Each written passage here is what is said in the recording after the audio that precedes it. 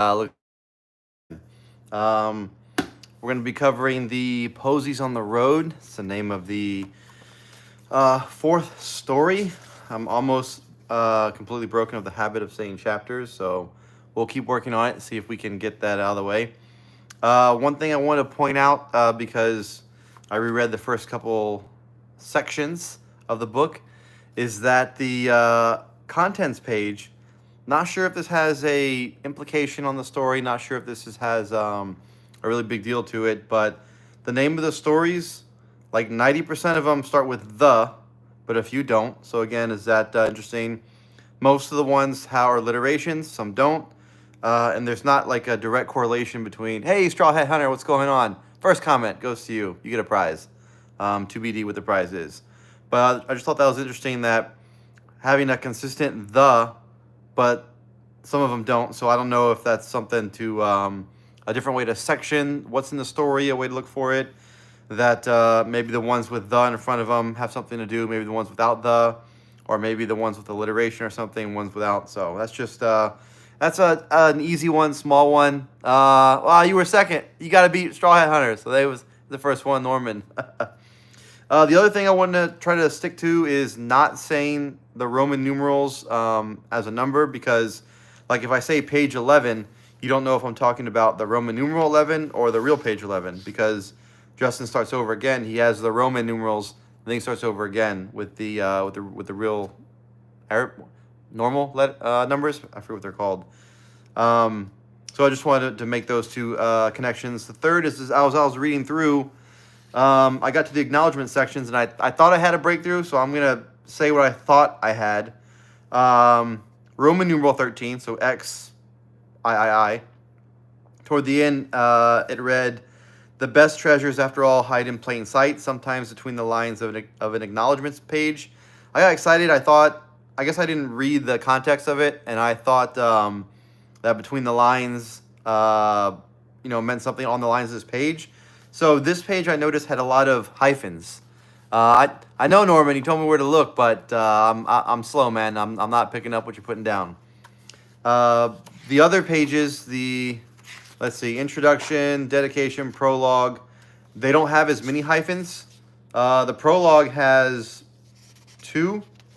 The introduction has 1, 2, 3. But the acknowledgement section's got a bunch of them. 1, 2, 3, 4, 5. 5 lines, hyphens.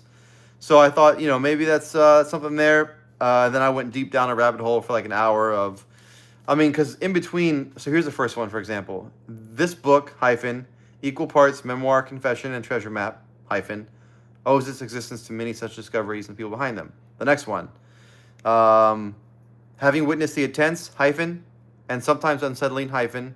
So that would be like if you're looking, I watched it. I watched Golden Greed.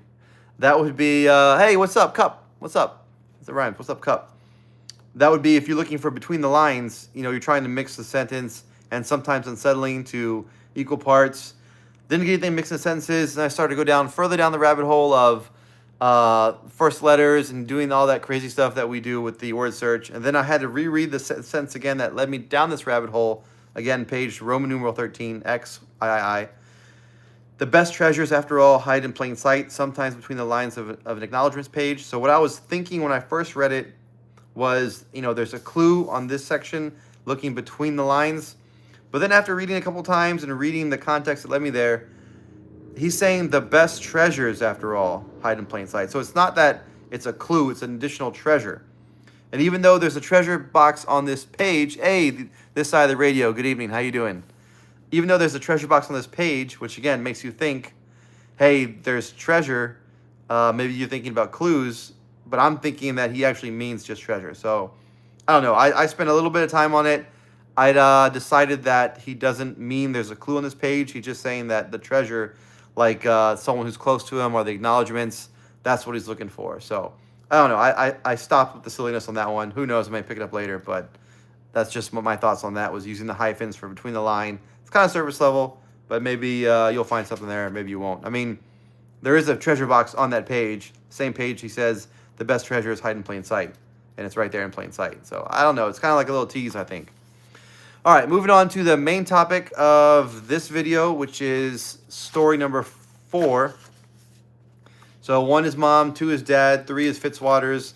Now we're doing Posies on the road, which it kind of goes, makes sense. Wild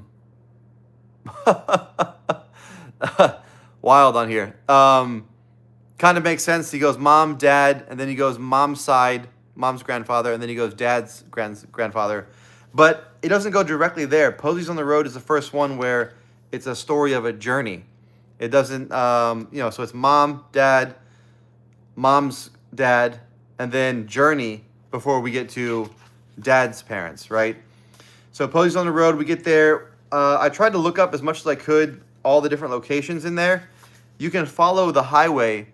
You can follow the highway from Tucson all the way to Alamo Gordo. Yeah, some people. Alamo Gordo, and you'll go through the same towns he mentions: Dragoon, San Simon, Lordsburg, and then you'll get to Alamo Gordo.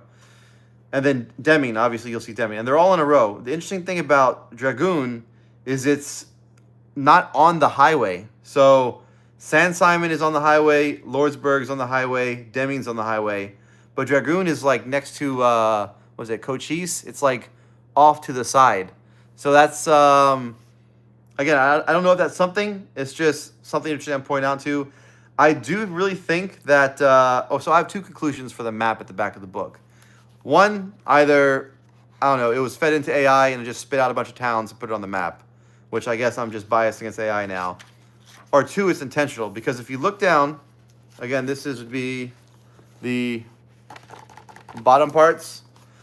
If you look down, between Tucson and Alamo Gordo, you'll see Cloudcroft, right? So you don't see the small little towns, San Simon, Lordsburg, Dragoon. But for Tucson's a big town, give that. Alamo Gordo, a little bit smaller, but for Cloudcroft to be on there, I think that's something, because normally on that scale of a New Mexico map, you wouldn't see Cloudcroft. Cloudcroft wouldn't appear on it, right? So again, if you're looking for clues in this map, I do think that there's something to do with locations that are mentioned and on there. What it is, I don't know. I have to wait till we get to the end of the reading it and put them all together. So I don't know. That's I think that's just something there.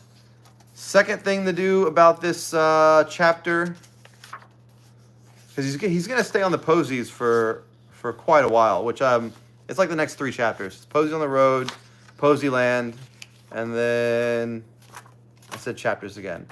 The Postal Pilgrimage, which again is going to be about Grandpa Posey. So we'll have to see if Fitzwater does get a later did get a bigger one in the back, but that's funny. What's next? There's some humor in this chapter. I think it gives you a little bit of an insight. Hey, no problem, Suzanne, no problem. A little bit of an insight into his kind of humor. It seems like he appreciates and he leans more toward his dad's side of humor. Like when he says, what's Deming's claim to fame? He says, good water and fast ducks. That just seems like a dad answer, like in the car, like kids driving. Hey, Dad, what's good water and fast ducks? And the kids, they like it. They pick up on it because they both continue to say it. That's referenced later on in the book too. Good water, fast ducks. I'm hoping a New Mexican local or someone from that area chimes in. I don't know if that's the joke that Deming has ducks. Again, I don't know what the joke is, because it doesn't look like Deming has a lot of water around it. There's like a river that runs through, but I don't know if the Deming ducks are a thing. I don't know. I disagree, Norman. I don't know if some people think that would be a way to honor. I don't get the impression that's a way of honoring. I don't know. Not that it's completely insensitive, but some people might find it insensitive. I don't know. I just don't think that he did. But someone could easily find it and go out there and check it out. Yeah, I'm hearing that this side of the radio, I'm hearing that there's still huge delays. I don't know why exactly. Something that the books are coming from Europe or something. Again, I don't really know what the delay is, but this chapter, a few things I mentioned about this chapter again is that it's most chapters have a point, right? Or at least the one so far, right? So the mom introduces the mom, the dad introduces the dad, looks up to him. It talks about why they're great. But with this one, I'm trying to think what's the point from this one. Like what? Because we figure out that in the acknowledgement section, he talks about the editor cutting stuff out, right? So I'm reading from the acknowledgement section, which is X11, Roman numeral 7. You saw the story I was trying to tell when I was still lost in the details of the one I thought I should tell. Your brutal honesty stripped away my carefully constructed defenses, brushed past my attachments, and found the heart of what mattered. So again, to me, that makes sense to me that an editor is cutting things off and shortening the book. So I don't know. This one was kept in. I'm trying to think what's the takeaway from this chapter, right? Every chapter has a takeaway. So is the takeaway the towns, Dragoon, San Simon, Lordsburg. Again, Dragoon's not on the direct path. It's a little bit off. Are we supposed to go off the direct path? Are we supposed to go between two big towns and veer off? I'd have to look and see what else those three towns have in common. Is the clue Deming's ducks? That's a little bit silly. But the other big thing from this chapter is how he asks his son, right, to do math. And I don't know if this is like a dad thing about maybe the dad is just having his son do math, right? So that could be something. Or if the dad is just playing, just having fun. Or maybe the dad really doesn't figure out, maybe the dad really doesn't trust the speedometer. I just figured out how to hide people, so that's why those comments were no longer. If I knew how to do that sooner, I would have played around with it. But most of the time, people are pretty well behaved, or when the trolls pop in, they only stay for a minute or two. But this guy was persistent, so give him that. Good job for persistence. But he's been hidden. All right. Yeah. So the dad asks his son, "What's our speed?" And he has him do like calculations with a passing by certain points and then doing math and figuring it out. So I don't know. Maybe that's a clue for how to get something. So his appointed task was to time the distance between mile markers, right? So maybe mile markers are a clue.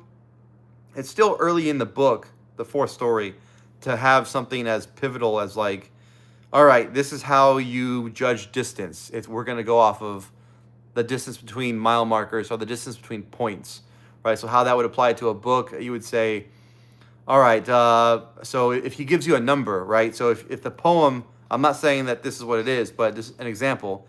If the poem uses, let's go back to it, 3 and 4 and 20, her foot of 3 at 20 degree, right? Return her face, what else? Swift race, what other numbers are in here? Really just foot 3 and 20. So if somehow that's a measure of distance, then we need a measure of time or a speed. I don't really see speed on here other than swift, steady. Yeah, not too many speed words. So it could just be a story, right? Norman, I think late at night. When I do a night one, the people who are bored come out and sometimes I don't know how the YouTube algorithm works exactly, but sometimes you can just see, hey, who's live right now? And somebody who has no idea what the treasure hunt is, has never heard of Justin Posey, they'll just see some bald dude on a couch and be like, jump in and, hey, let's mess with them. So I don't know. What else? So okay, from this chapter, dad's standard time. So a lot of time, right? And here's another chapter where we get time a lot. The concept of departure time. We have dad's standard time. So again, if you're looking for time, it's all in this book. And then we have a way that time is used to calculate something. My appointed task was the time the distance. So again, for something where he says find time, it's not going to be as easy as just plugging time into a search. Yeah, it's not going to be as easy as plugging time into a search or an algorithm, which I think he designed this, right? Justin seems to be like a techie AI kind of guy. So, someone who built a facial recognition program. I don't think he's going to leave easy, low-hanging fruit for us where you just plug in time into, what's it called, a finder of something, and then you just find all the things time. So it's definitely going to be a little bit of work. So coming to the end of that section, I think that's all I really picked out from that section. Really excited to get to the future ones. And I do want to touch on the poem one last time. See, saying time one more again. Done. Where's that? Can you find what lives in time? Yeah.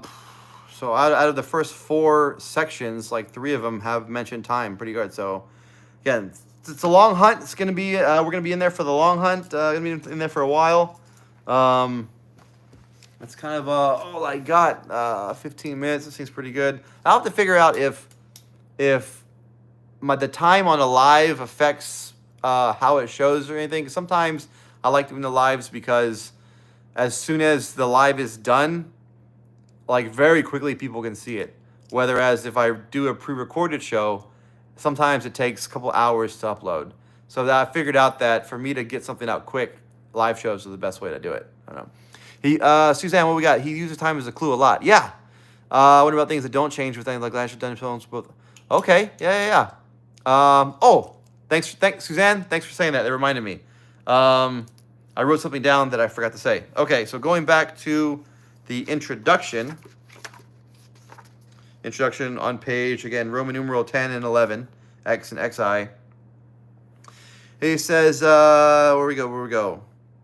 Here's what I learned after a decade of treasure hunting. It's not about the gold, period, full stop. It's about understanding the mind of the person who hid it. And we have a hyphen. Their story, their obsessions, the places that shaped them. All right, and then it goes on some other stuff. So for me, if that's what he learned, hey, Diana, hey, that portion of the poem's interesting. What you seek, you already know. Yeah, I'll talk about that next after this one. But if that's what he learned from a decade of treasure hunting, right? And he talks about a little bit in one of the other chapters. What is it in the prologue? Where does it say? 6 years changed me. The optimistic amateur who started this journey was gone, replaced by someone harder, someone shaped by relentless pursuit. So that's who he is. Harder and shaped by relentless pursuit. So now going into, it's about understanding the mind of the person who hit it. Now we're talking about Justin. Their story, their obsessions, and the places that shaped them. So I wrote that down. That's something that I'm going to be looking for also. Looking for Justin's stories, his obsessions, and places that shaped him. What we got? The last portion of the poem. So we'll go in order. But yeah, Suzanne, I do think that could be something there. I don't know. I go back and forth. It's like the whole double bluff, double blind thing, right? To me, Montana, Wyoming, Colorado, like those seem so obvious at first. And why? I mean, he could have just very easily used the same map as Fenn did. Hey, in a tribute to my Fenn hunt and my time spent there and all my time searching these states, I'm going to have the hunt in the same place. I mean, JCB did something very similar. Maybe he was dissuaded because he found out JCB did that.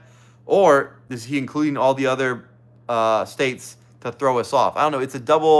It's like a double mind game, a double bluff. Like, most of the book is about his time spent in Arizona, New Mexico, or going up to Montana. So those are like 3 states right there. So that's the obvious 3, or is that's definitely it? But why include it? I don't know. If you think too long about it, you just go back and forth on it. Okay, so let's talk about the last portion of the poem again. That's what this side of the radio brought up. And again, I'm still of the theory, not fact. None of this is fact. I'm still of the theory, I guess, that the poem, the correct solve for the poem, the correct way, is you have to change the order of it. And so I like having the first one be first. I don't know if the second one or the third one, I think maybe those are flopped around.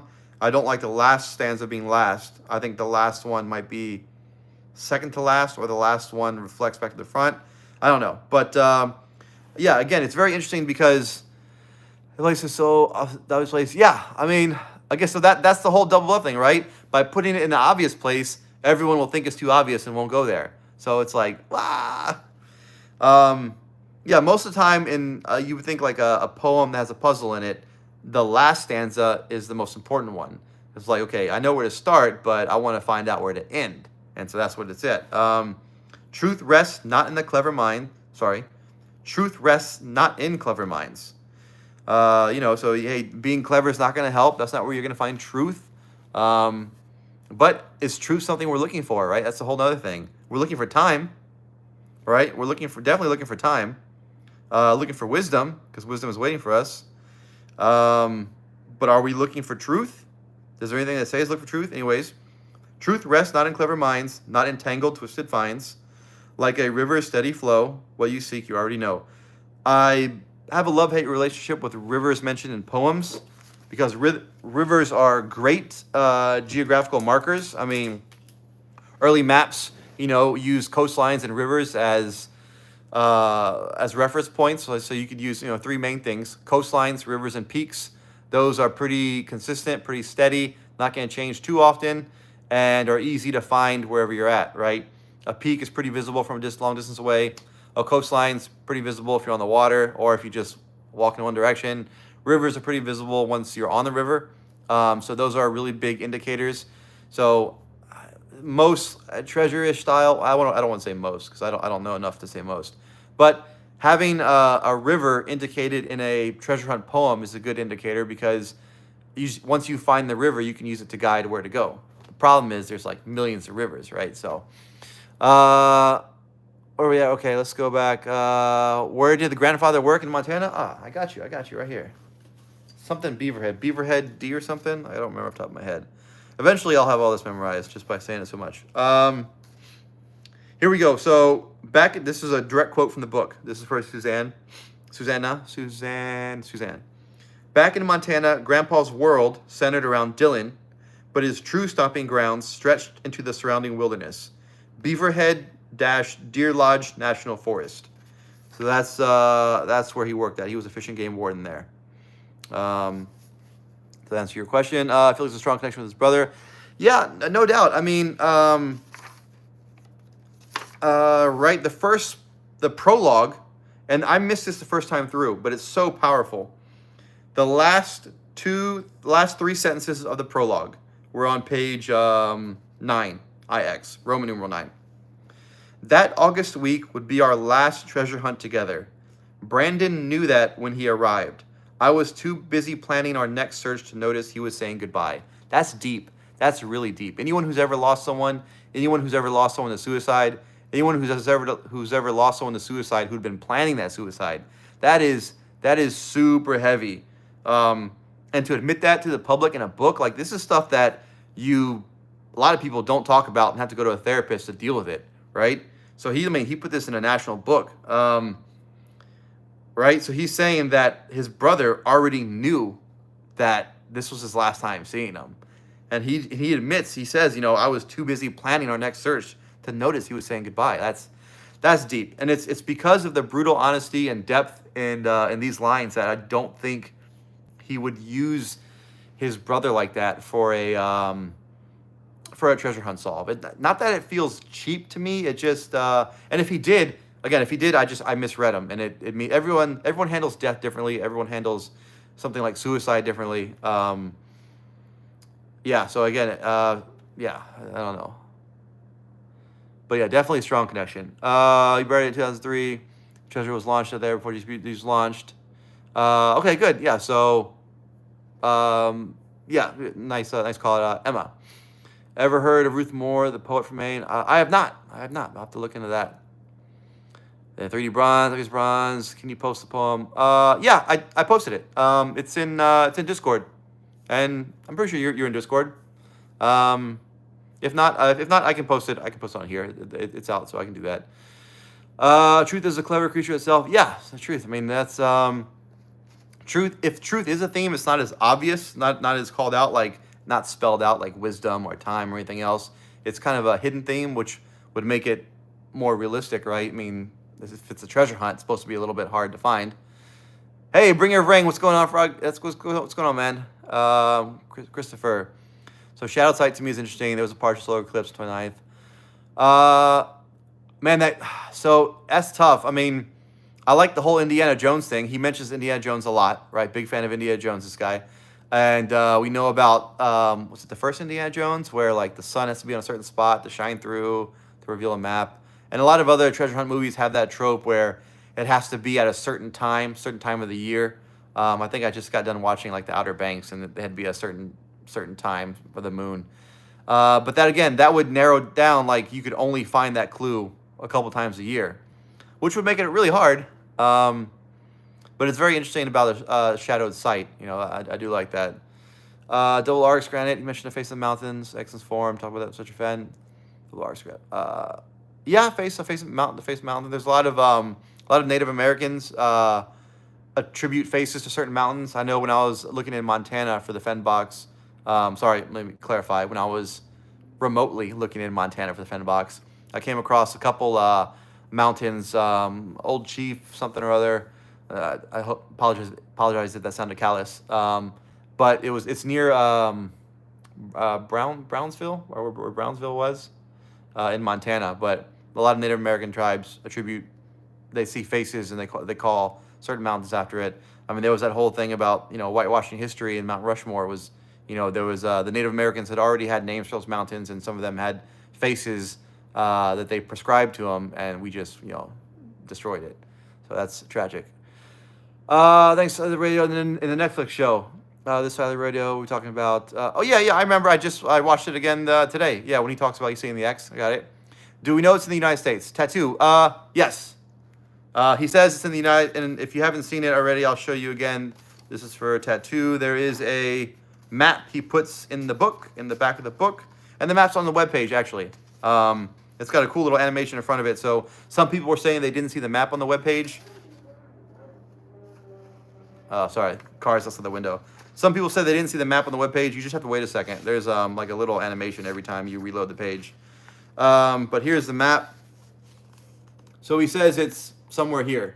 Somewhere here is the treasure. And he even includes Alaska. How nice, right? So they didn't feel left out. August, January, 5 months. Yeah, man, I talk so much, Emma, I forgot what I was saying that you're replying to. The downside of having just a blabbermouth.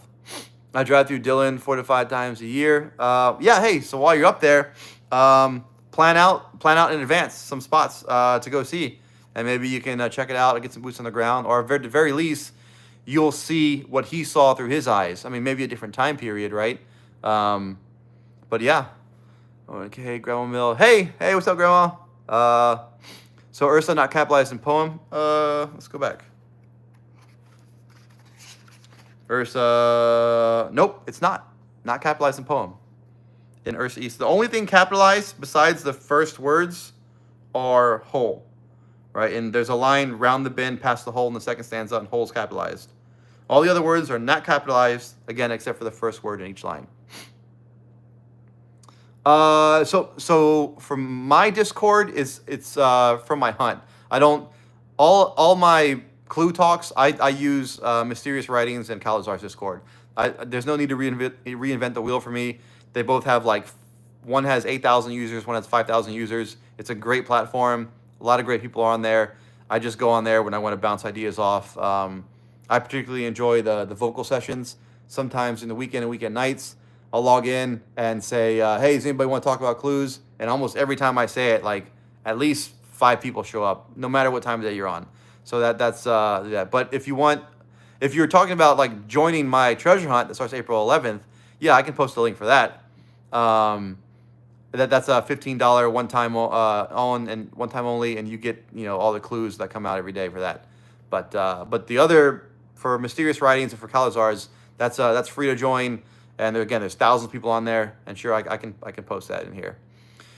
One thought I had isn't open to the public anymore, so that's out. Yeah, it's, and he's, what does he say? What does he say about it? Let's go back to the legal section.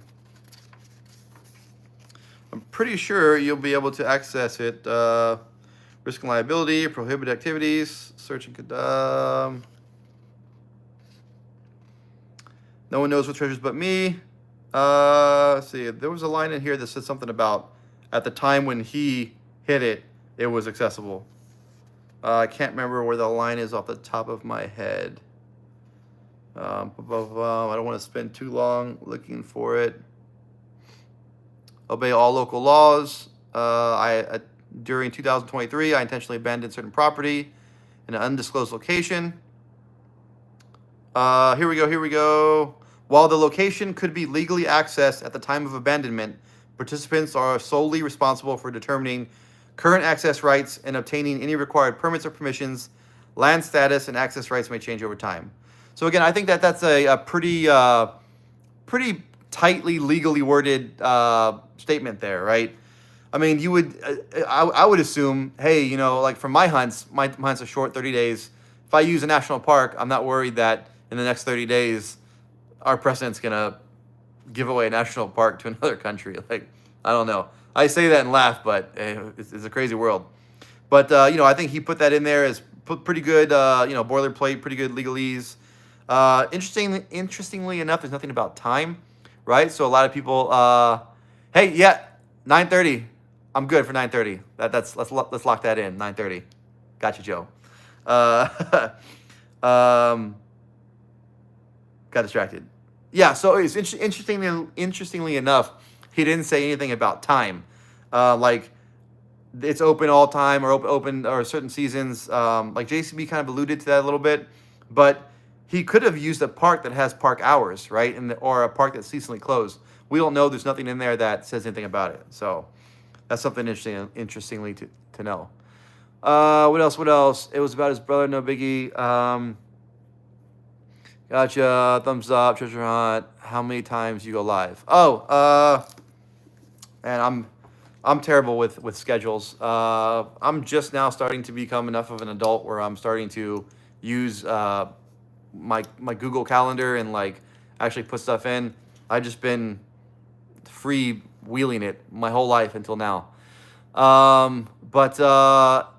So again, I don't have a scheduled live calendar. I try to put out 4-5 videos a week, and I just try I work weekends, so on the weekends I'm on in the evening, and during the weekday I'm free during the day, so I post videos during the day, and it's just every once in a while I just go live. Mainly when I have stuff I want to bounce off the public, or when I have questions I'm hoping you will answer, or if I put out a question that I think is good, I'll do a live because I want the engagement. If it's something where I just found something cool and I want to tell you and not be distracted, then I'll just do a regular video. All right, Florence, thanks. Everything Arizona. I mean, he's got a lot of Arizona stuff, right? And it's something else that that 3D Bronze was saying. Like, sometimes the obvious location is the obvious location, and if it comes out that it was in Arizona, we have no one but ourselves to blame. Like, he's like, I told you it was in Arizona. I talk about Arizona all the time. But again, it just makes me double think that, like, oh no, he wants you to think Arizona, so it's not Arizona. So it's just a whole little mind game there. Let's see. I'm about to watch all your videos tonight on this. Yeah. Hey, good luck. Hopefully you don't get bored of me. I do think so. If you're watching my JCB videos, I would start backwards and work my way older, if that makes sense, until it doesn't make sense. Because when I first got into the John Collins Black, There's Treasure Inside hunt, I had no idea what I was doing. And I look back at some of my early videos and cringe. I'm like, that's so way off. So yeah, that's just my advice. This one, I think you can watch this. If you're watching this playlist with all the Beyond the Map's Edge, I kind of have a little bit better idea, I think. I don't know. I still don't have a box, so who knows. But this one you can watch in order. It makes sense because I'm going through the book in order. So yeah, if you're on this playlist, I would watch it in order. John, I agree. How do you come to the conclusion, John? Or New Mexico came up with Montana? I mean, all those are great. Again, Montana, New Mexico, Arizona, solid. I mean, those 3 states hold 90% of the book. I mean, he grew up there. He went to school there. He went to college, University of Arizona. He got a job. He worked. Talks about Microsoft in Washington, right? So, I mean, those are mainly the only states really that are mentioned. I'm trying to think off the top of my head if he talks about family vacations that he went on in other states. Not really. That's coming to mind. Yeah, like off the top, I can say 90% of the book is in those states. Post big hole, Holby Jackson. Yeah, I mean, so there's a couple holes in if you use the map, right? All of Western America, there's a bunch of capitalized holes. But in the book, so far that it's mentioned, he talked about Big Hole River, and I'll work my way through the book and announce all the other ones. Where's Madison? That's how I feel about all of your. That's how I feel about all your videos, 3D Bronze. I mean, hey, no, people have told me they watch me for comedy. So, I don't know. We'll see if YouTube puts me under like the comedy genre or like the adventure genre. I think that'll be my mark of where I fall. On the flip side, one of the foes, but there's some Canada. And then I missed the conversation. I didn't catch it all. But someone was saying there's a town in Montana that you can only get to from Canada. So that might be a clue. I wasn't in that conversation. I didn't pick it all. Hitting the place he loved, kind of obvious where he didn't say.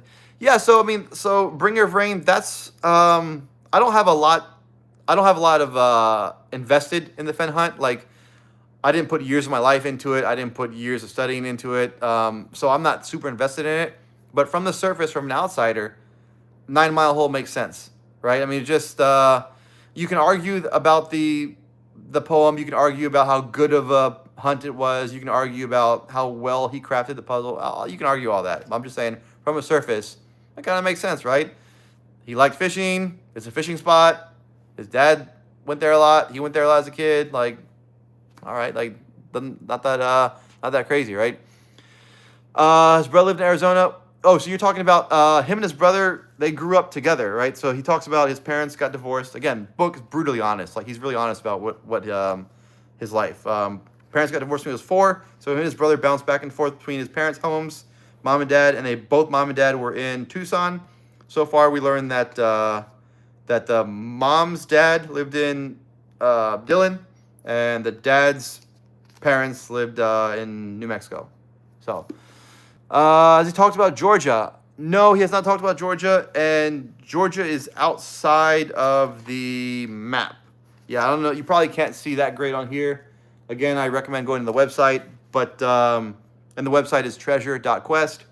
But the map cuts off like the tip of Texas. You got all of New Mexico, all of Colorado, all of Wyoming, all of Montana.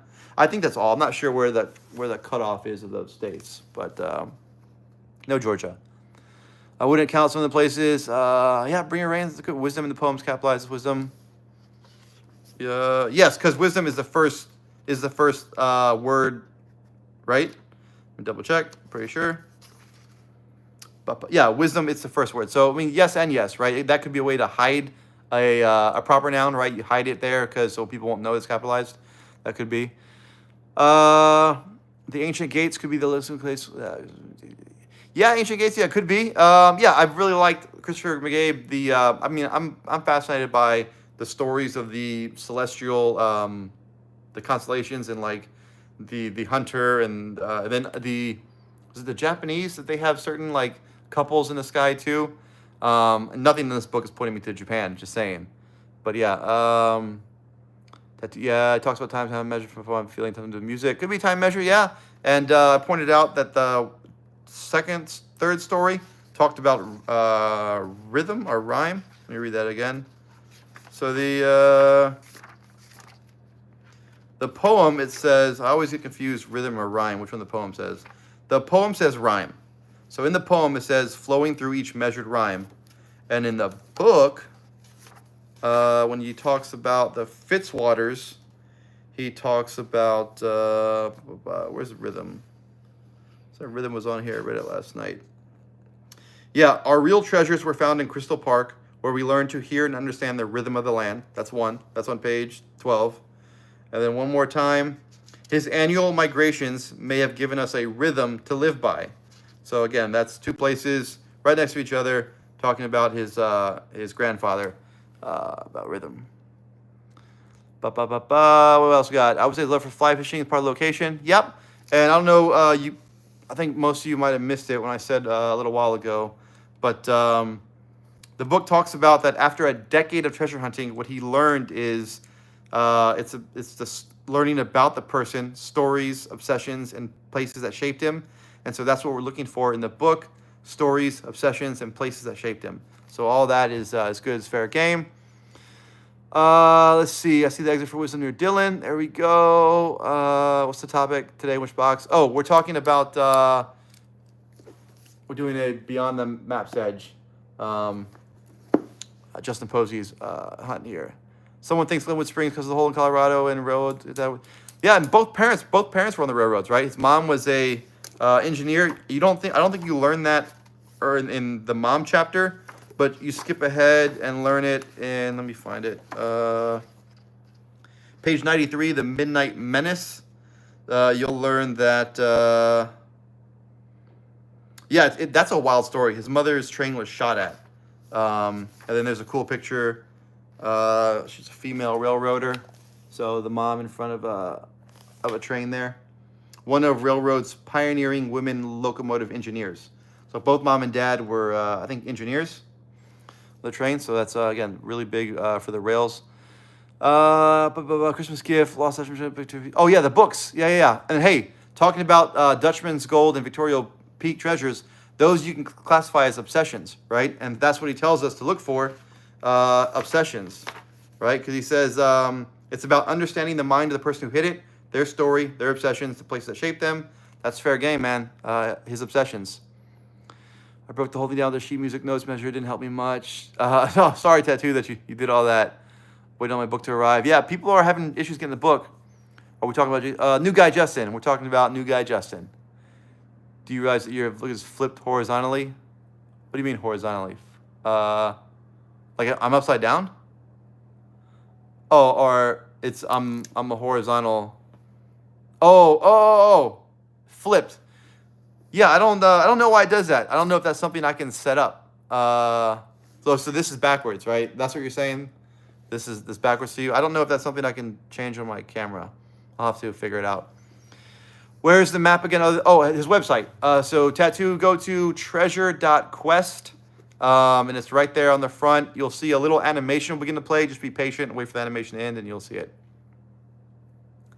You should mirror your front. Well, let's see here. So I got the mirror button, which if I hit the mirror button, it flips the camera to the other side, and you'll see something I don't want to show you. Nothing scandalous, it's just. But I got some other buttons here. What's this?